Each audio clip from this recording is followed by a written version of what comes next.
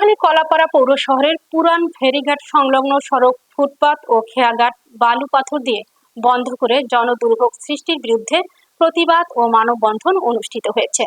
বিস্তারিত থাকছে সৈয়দ মোহাম্মদ রাসেলের প্রতিবেদনে। ফেরিঘাট সংলগ্ন সড়কে পৌর শহরের ১ নং ওয়ার্ডের সর্বস্তরের জনগণের আয়োজনে এই মানববন্ধন অনুষ্ঠিত হয়।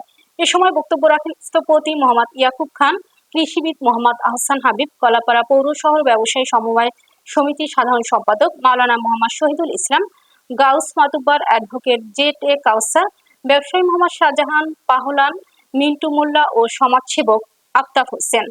বক্তারা বলেন, ফেরিঘাটের এই সড়ক দিয়ে স্কুল কলেজের শিক্ষক শিক্ষার্থী সহ 3টি ইউনিয়নের লোকজন চলাচল করে।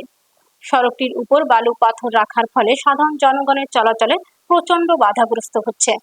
প্রতিনিয়ত এখান দিয়ে চলাচলে পাথরে পা পিছলে আছড়ে পড়ে আহত হচ্ছে।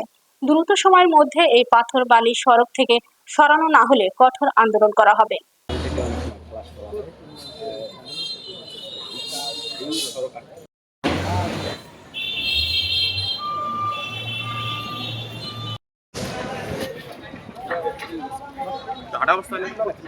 না